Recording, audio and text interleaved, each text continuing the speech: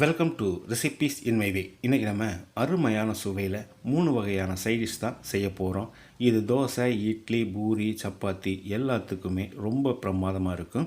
இந்த சைடிஷோடு நீங்கள் சாப்பிடும்போது இனி 2 தோசையோ பூரியோ சேர்த்து சாப்பிட தோணும். ரொம்ப சுலபமாக குறைஞ்ச செலவில் தக்காளி சேர்க்காமல் நான் செஞ்சுருக்கிற இந்த 3 வகையான சைடிஷை எப்படி செய்கிறது, இதுக்கு தேவையான பொருட்கள் என்ன பார்க்கலாம் வாங்க.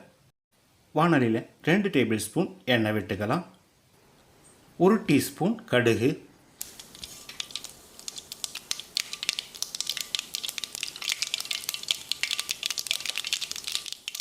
1 டீஸ்பூன் உளுந்து, 1 டீஸ்பூன் கடலைப்பருப்பு,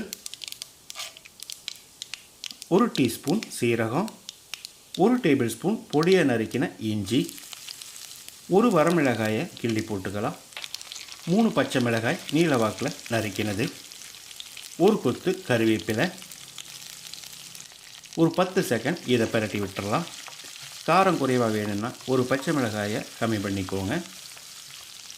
1/2 டீஸ்பூன் பெருங்காயத்தூள், 3 பெரிய வெங்காயம் நீல வாக்கில் நறுக்கினது. வெங்காயத்தை கண்ணாடி பதத்துக்கு வதக்கினாலே போதும்.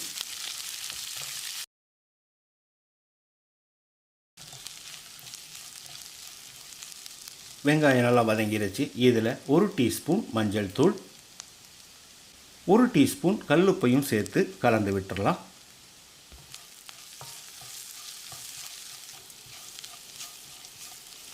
இப்போ இதில் 2 கப் அளவுக்கு தண்ணி சேர்த்துக்கலாம்.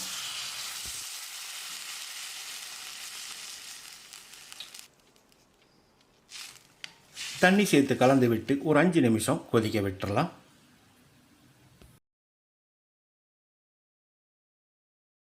இது கொதித்து வந்துடுச்சு. மீடியம் சைஸில் 4 உருளைக்கிழங்கை வேக வச்சு மசிச்சு வச்சுருக்கேன். இதை போட்டுடலாம்.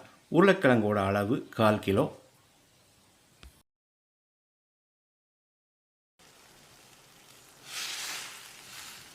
உருளைக்கிழங்கு சேர்த்து கலந்து விட்ட பிறகு ஒரு 5 நிமிஷம் கொதிக்கணும்.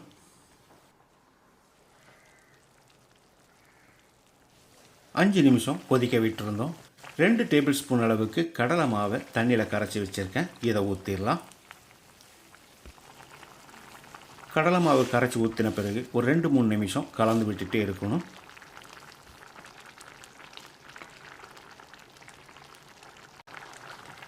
இந்த பதத்துக்கு வர்ற அளவுக்கு நம்ம கலந்து விடணும்.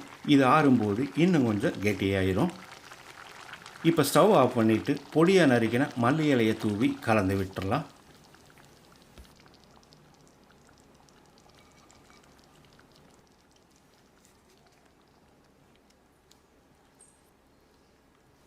மல்லி இலை சேர்த்து கலந்து விட்ட பிறகு ஒரு பாதி எலுமிச்சம்பழத்தோட சாறையும் புழிஞ்சு கலந்து விட்டு இறக்கிடலாம். அருமையான சுவையில் நம்மளோட உருளைக்கிழங்கு மசாலா ரெடி ஆயிருச்சு.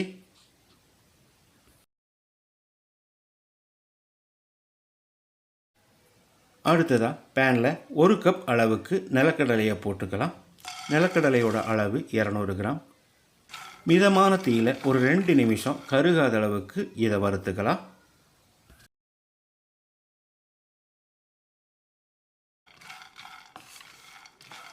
இந்த அளவுக்கு வறுவட்டது போதும். இதை எடுத்து ஒரு பிளேட்டில் கொட்டி ஆற வச்சிடலாம்.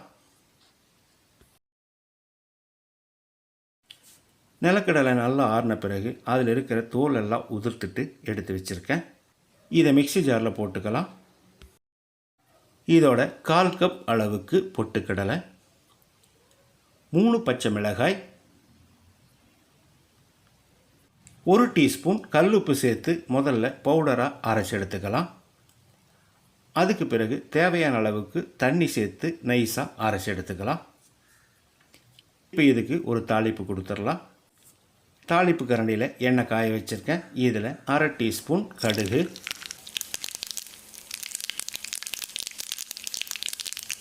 1/2 டீஸ்பூன் சீரகம், கொஞ்சமாக கருவேப்பிலையும் சேர்த்து கலந்து விட்டு சட்னியில் ஊற்றிடலாம். அருமையான சுவையில் நிலக்கடலை சட்னி ரெடி ஆயிடுச்சு.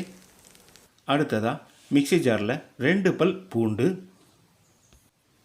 மீடியம் சைஸில் 2 பெரிய வெங்காயம் நீல வாக்கில் நறுக்கினது, 1/2 டீஸ்பூன் கல்லுப்பு, ஒரு சின்ன நெல்லிக்காய் அளவு புளி, 1 டேபிள் ஸ்பூன் காஷ்மீரி மிளகாய்த்தூள். இது இல்லைன்னா 1 டேபிள் ஸ்பூன் மிளகாய்த்தூள் சேர்த்துனாலே போதும். இதுக்கு தண்ணி சேர்க்காமையே அரைச்சிக்கலாம். இந்த சட்னிக்கு தாளிப்பு தேவையில்லை. அருமையான சுவையில் ரொம்ப சுலபமான கார சட்னியும் ரெடி ஆயிருச்சு. இந்த 3 வகையான சட்னியோட நான் சாப்பிடும்போது எந்த சட்னி பெஸ்ட்டுன்னு என்னால் கணிக்க முடியல. அந்தளவுக்கு 3 சட்னியுமே டேஸ்ட்டாக இருந்தது.